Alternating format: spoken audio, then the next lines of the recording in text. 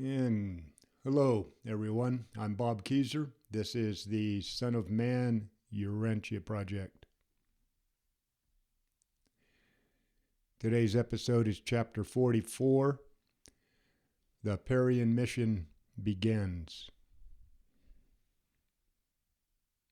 Abner, now in charge of the 70 new evangelists, was a Nazarite who had at one time been the headmaster of the Nazarite school at Engedi, and later he became the former chief of John the Baptist's apostles.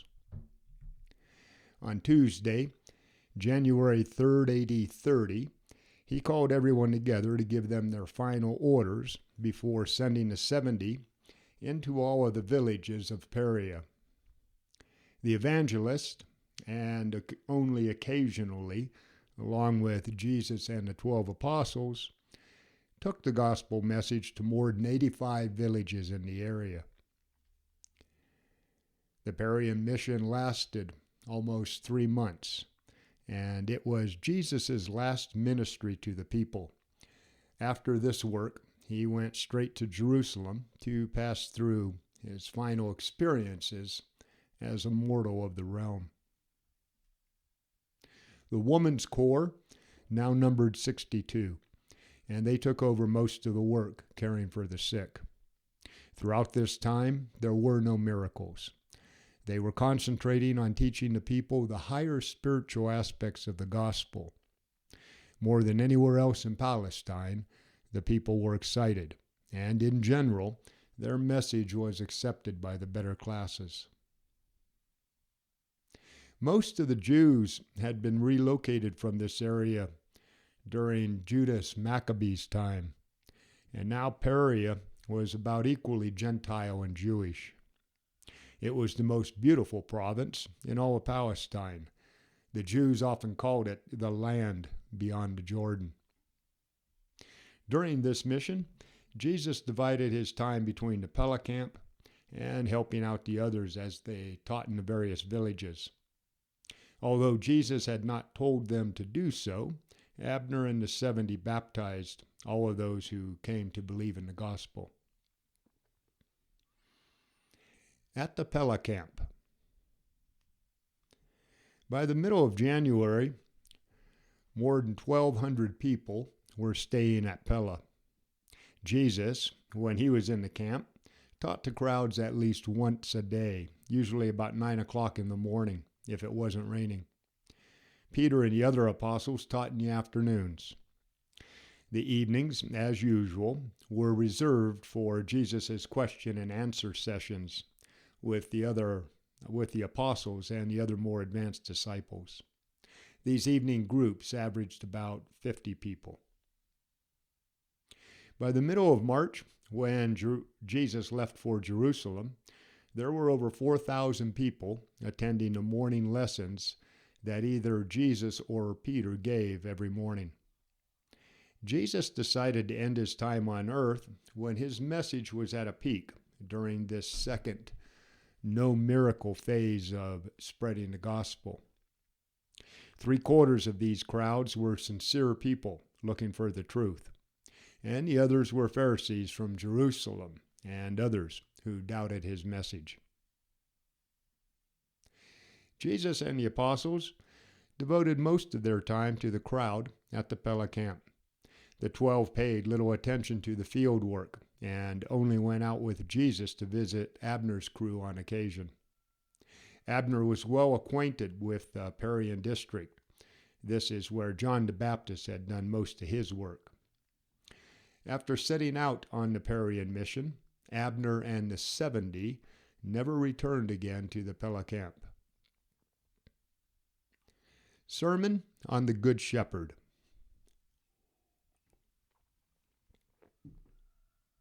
When Jesus made his escape from the Jewish rulers in Jerusalem at the end of the Feast of Dedication, he was followed to Pella by over 300 people, Pharisees, teachers, and others who believed in him.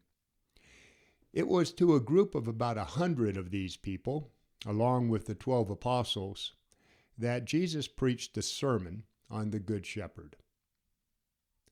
After about a half an hour of chit-chat between everyone, Jesus said, "Tonight, I have a lot to tell you, and since some of you are my disciples and others are my enemies, I'm going to teach you with a parable so that each of you can take whatever finds reception in your heart.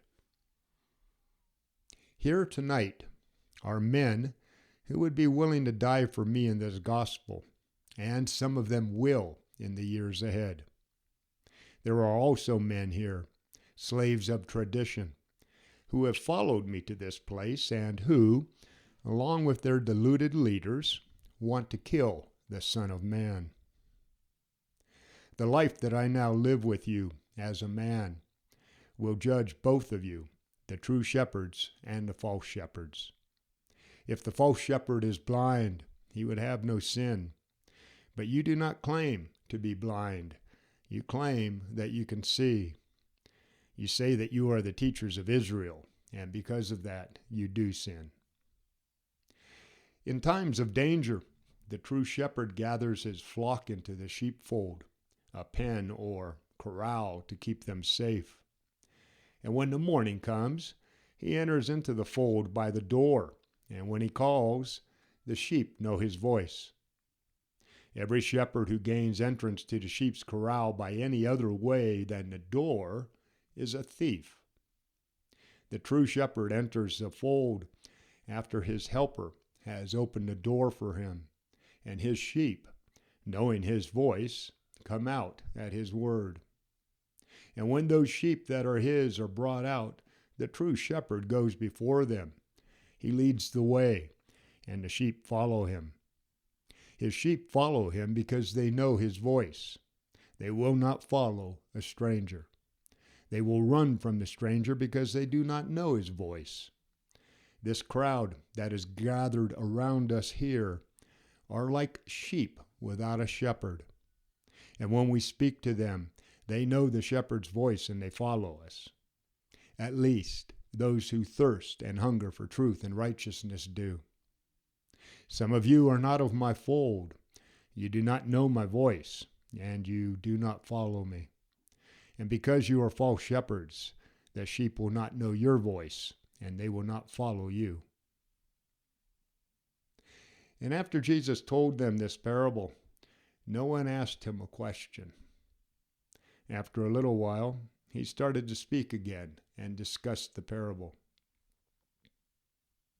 Jesus said, "Those of you who want to be the assistant shepherds of my Father's flocks must not only be worthy leaders, but you must also feed the flock with good food. You are not true shepherds unless you lead your flocks into green pastures and beside still waters." And now, in case some of you too easily understand this parable, I am telling you that I am both the door to the Father's sheepfold, and at the same time the true shepherd of my Father's flocks. Every shepherd who wants to enter the fold without me will fail, and the sheep will not hear his voice. I, along with my disciples, am the door. Every soul who enters on the eternal path by the way I have ordained will be saved, and will go on to attain the eternal pastures of Paradis. But I am also the true shepherd who is willing even to die for his sheep. The thief breaks into the sheepfold only to kill, steal, and destroy. But I have come so that all of you can have life, and have more of it. He who is a hireling, an employee, when danger comes, will run away and allow the sheep to be scattered and destroyed. But the true shepherd will not run when the wolf comes. He will protect his flock, and, if necessary, lay down his life for his sheep. It is the truth when I tell you, friends and enemies, that I am the true shepherd. I know my own, and my own know me. I will not run away in the face of danger. I will complete my service to my Father's will, and I will not abandon the flock that the Father has trusted me to keep. But I have many other sheep who are not part of this sheepfold. And these words are true for other worlds, not only yours. These other sheep also hear and know my voice. And I have promised the Father that they will all be brought into one fold, one brotherhood, the sons of God. And then everyone will know the voice of one shepherd, the true shepherd, and all people will recognize the fatherhood of God. And just so that you know why the Father loves me and why he has put all of his flock into my hands for keeping. It is because the Father knows that I will not waver in keeping the fold safe, that I will not desert my sheep, and that, if it is required, I will not hesitate to lay down my life in service to my many flocks. But know this, if I lay down my life, I will take it up again. No man nor any other creature can take away my life. I have the right and power to lay down my life, and I have the same right and power to take it up again. You cannot understand this, but I was given this power from my Father even before the world came into being. After Jesus said this, his apostles were confused. His disciples were amazed, and the Pharisees from Jerusalem went out into the night, saying, "He is either mad or he has a devil." But even some of the Jerusalem teachers said, "He speaks like one having authority. Besides, who has ever seen a devil open the eyes of a blind man and do all the wonderful things that this man has done?" In the morning, about half of these Jewish teachers stated their belief in Jesus, and the other half, in shock, went back to Jerusalem and their homes. Saturday's sermon at Pella.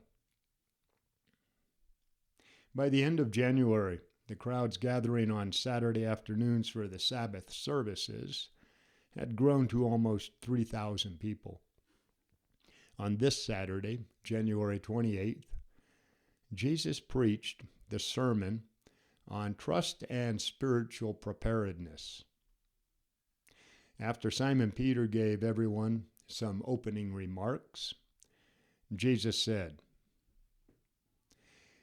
"What I have told my apostles and disciples many times, I am now telling you. Beware of the leaven, the unbelief of the Pharisees, which is hypocrisy born of prejudice and nurtured in traditional bondage. Even though many of these Pharisees have honest hearts, and some of them stay here as my disciples. Soon, all of you will understand my lessons, for there is nothing hidden now that will not be revealed.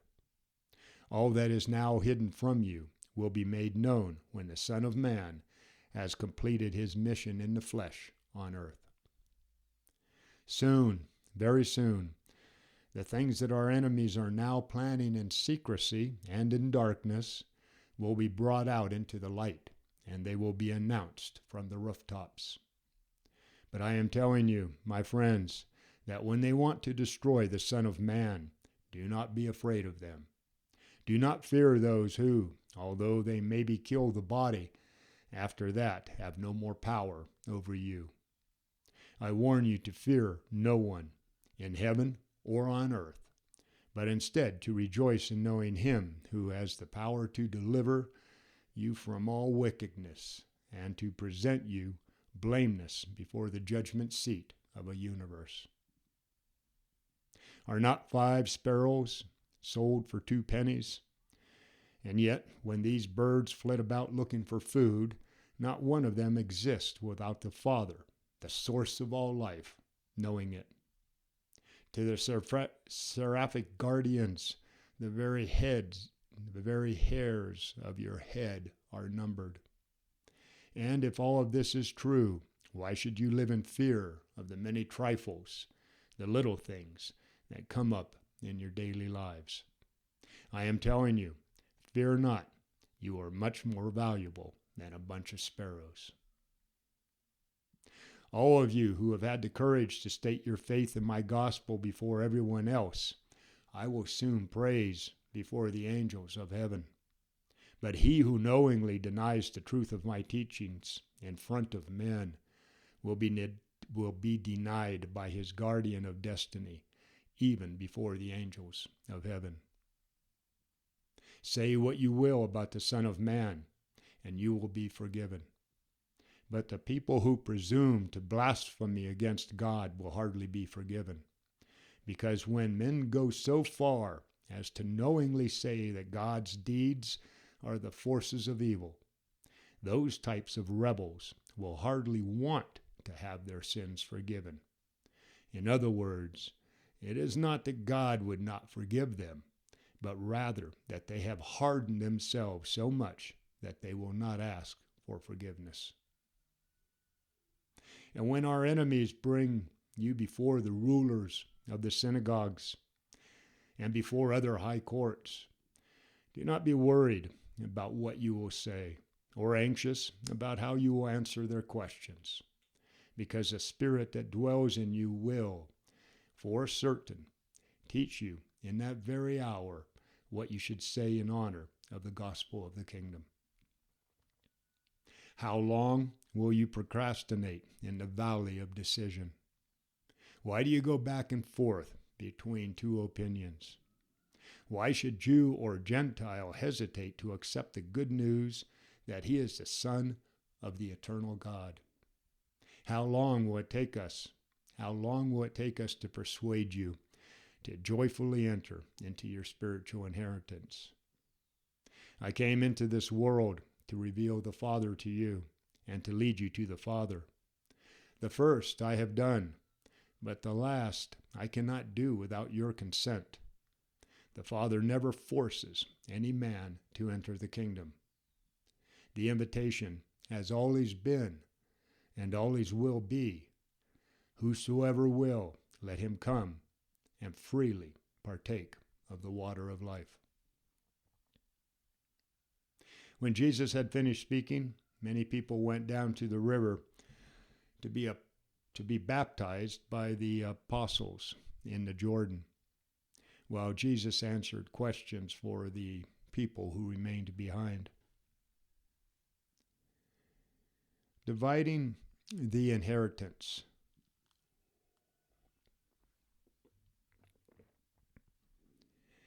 As the apostles baptized believers in the Jordan, and Jesus was talking with the people who had stayed behind, a certain young man came up and said to him, "Master, my father died, leaving me and my brother a lot of property, but my brother refuses to give me what is mine.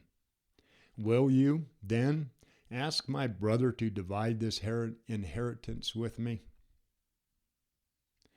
Jesus was mildly indignant or offended that this material-minded young man brought up a question about business. But he decided to use the moment to further teach the people. Jesus said, "Man, who made me a divider over you? Where did you get the idea that I care about the material affairs of the world?" And then, turning to all the people who were around him, Jesus said, "Be careful and keep yourselves free from wanting too much in this life. A man's life is not about how many things he has. Happiness does not come from the power of wealth, and joy does not come from riches. Wealth, in and of itself, is not a curse, but the love of riches many times leads to so much devotion to the material things of this world that the soul is blinded to the beautiful spiritual realities of the kingdom of God on earth, or to the joys of eternal life in heaven. Let me tell you a story of a certain rich man whose harvests were always full. When he became rich, he began to ask himself, what will I do with all of my wealth? I now have so much money that I have no place to keep it. And after giving his problem some thought, he told himself, this is what I'll do. I will replace my barns with bigger ones, so that I have enough room to store all of my riches. Then I can say to my soul, Soul, you have enough money to last you for many years. Now take it easy. Eat, drink, and be merry, because you are rich. But this rich man was also foolish. While he took care of the material needs for his mind and body, he failed to put away any treasures in heaven to satisfy his spirit and to save his soul. And even then, he was not going to get to enjoy spending his wealth, because that very night his soul was required. Thieves broke into his house and killed him, and after they had stolen all that they wanted from the barns, they burned the rest to the ground. And as for what remained after the fire, his heirs fought among themselves. This man hoarded treasures for himself on earth, but he was not rich with God. Jesus dealt with the young man in this way because he knew that greed was his problem. But even if that had not been the case, Jesus would not have interfered, because he never meddled in the earthly affairs of his apostles, much less his disciples. When Jesus had finished his story about the rich man, another person stood up and asked him, Master, I know that your apostles have sold all of their earthly possessions to follow you, and that they share all that they have like the Essenes do. But do you want all of us who are your disciples to do the same? Is it a sin to possess honest wealth? And Jesus said, My friend, it is not a sin to have honorable wealth. But it is a sin if your material wealth turns into treasures that take all of your interest and that divert your devotion from the spiritual goals of the kingdom. There is no sin in having honest wealth on earth, provided your treasure is in heaven, because where your treasure is, your heart will be. There is a great difference between wealth that leads to selfishness and wealth that is held and managed to support those people who are devoting their energies to the kingdom. Many of you here have no money, and you are being fed and housed in yonder tent city because of generous people who have donated money to David Zebedee for these needs. But never forget that, in the end, wealth does not last, does not endure. The love of riches usually clouds up and even destroys the spiritual vision. Do not fail to recognize the danger of money becoming your master instead of your servant. Jesus did not teach, and he did not approve of, idleness, extravagance, depending on charity, or not caring for the physical needs of one's family. But he did teach that earthly matters had to be placed lower than the soul's welfare and spiritual progress in the kingdom of heaven. Then the people started going down to the river to watch everyone being baptized. As this was going on, the first man who had questioned Jesus about his inheritance, and who felt like Jesus had dealt too harshly with him, went up to Jesus in private and asked him again about his wealth. And Jesus said, My son, why are you missing this opportunity to feed on the bread of life on a day like this in order to please your greed? Do you not know that the Jewish laws of inheritance will get you your money if you take your complaint to the court at the synagogue? Can you not see that my work has to do with making sure that you know about your heavenly inheritance? Have you not read the scripture? There is he who grows rich by his suspicion and dishonesty, and this is his reward. He says, I have found rest, and now I will be able to continually meet my needs. But he does not know what time will bring to him, and also that he must leave all of these things to other people when he dies. Have you not read the commandment, you will not covet, that you will not crave things? And again, they have eaten and filled themselves and grown fat, and then they turn to other gods. Have you read in the Psalms that the Lord abhors the covetous? In other words, that he despises those people who are always wanting more. And that the little a righteous man has is better than the riches of many wicked men. If you get wealthy, if your riches increase, do not set your heart on them. Have you read where Jeremiah said the rich man should not glorify his riches?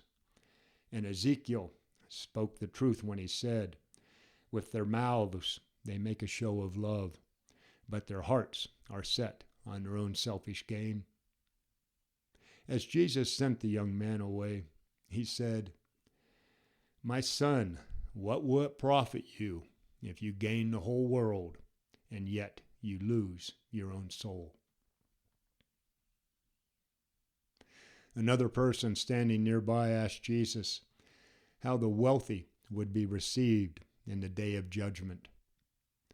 And Jesus said, I have not come to judge either the rich or the poor. The lives that men have lived will be their judgment for all. At least 3 questions must be answered by everyone who acquires great wealth. 1. How much wealth did you accumulate? 2. How did you get this wealth? And 3. How did you use your wealth? Then Jesus went into his tent to rest for a while before supper.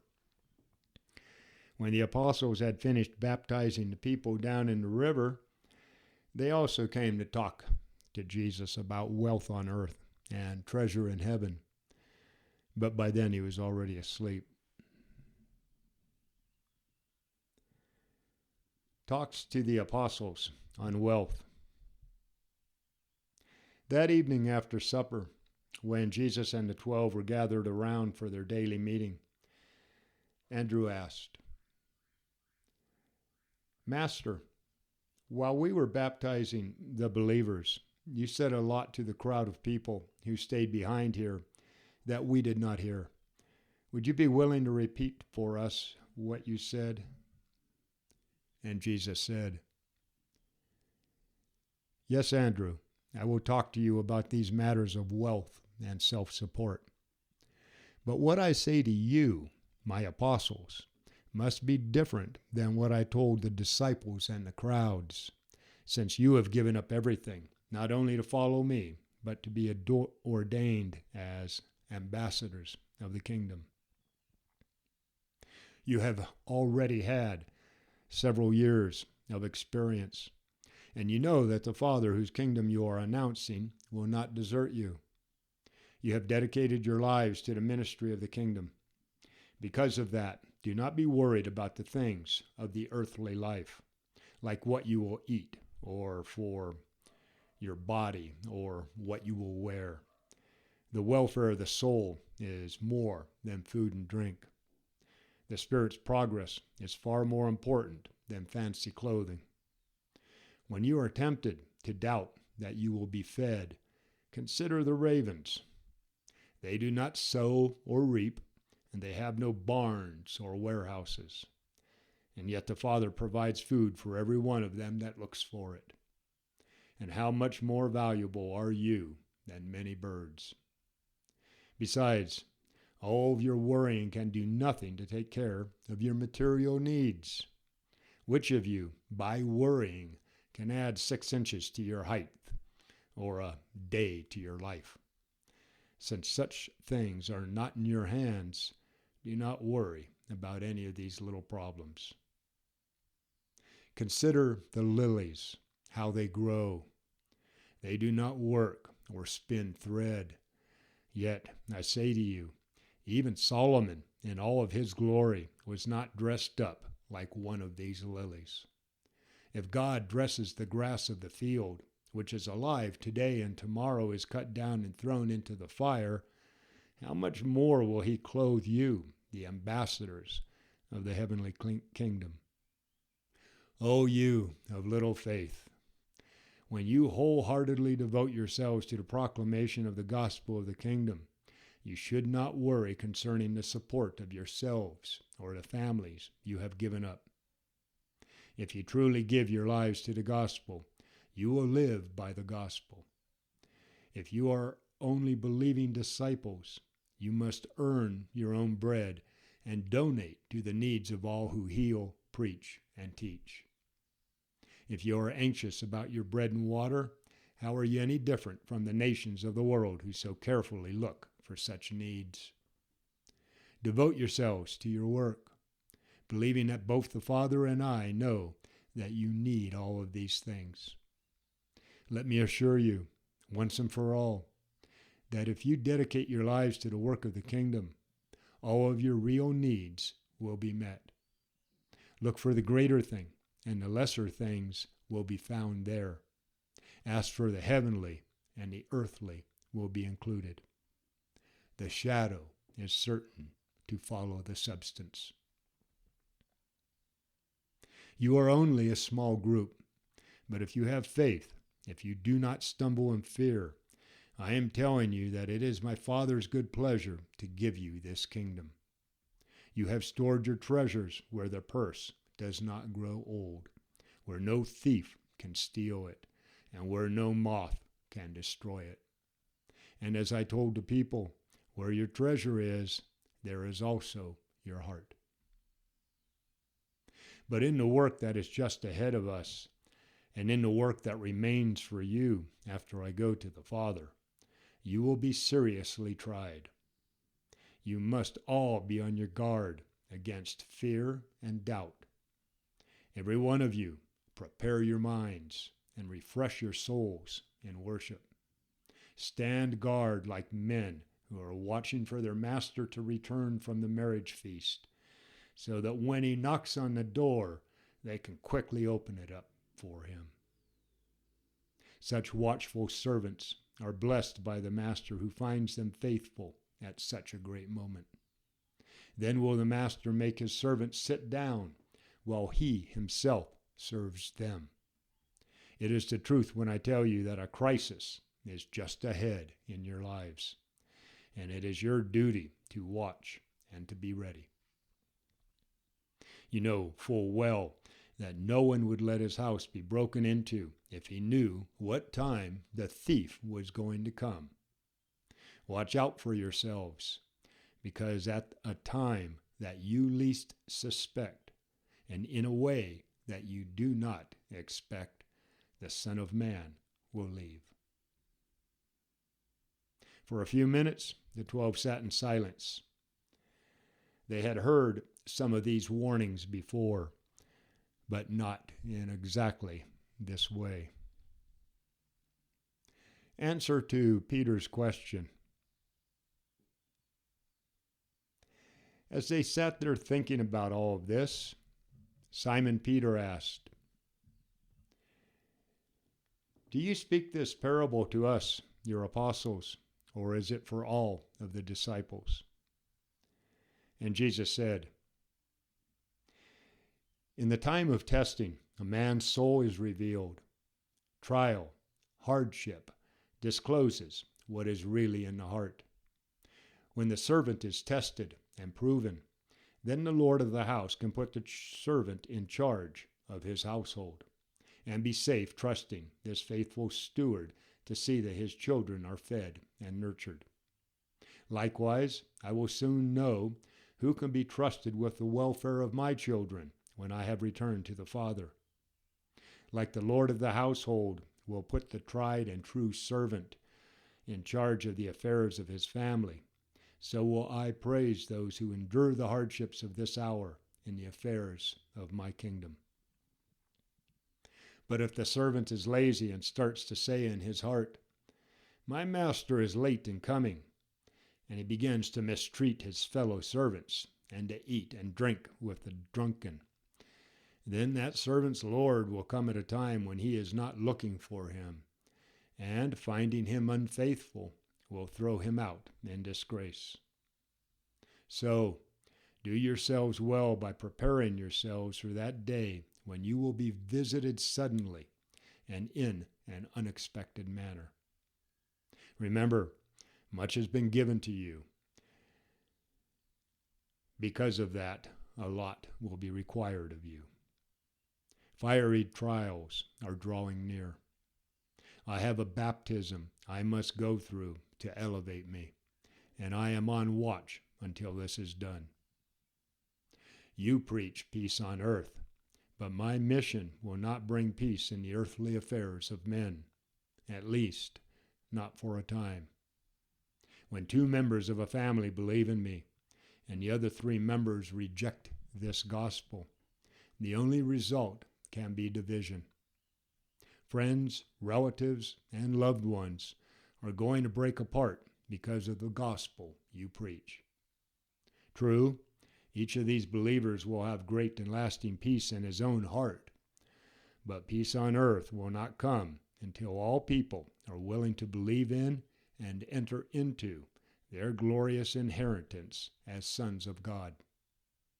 Nevertheless, go into all the world proclaiming this gospel to all nations, to every man, woman, and child. And this was the end of a busy Saturday. In the morning, Jesus and the 12 went into the cities of northern Perea to visit with the 70 who were working there under Abner's supervision. Okay, everyone, that's it for chapter 44. The Perean mission begins. Coming up in a few days is chapter 45, last visit to northern Perea. Defend liberty. Protect those kids. Get out there and find some way to serve man for no more, no less than the sake of God. Bobby Keyser, out here.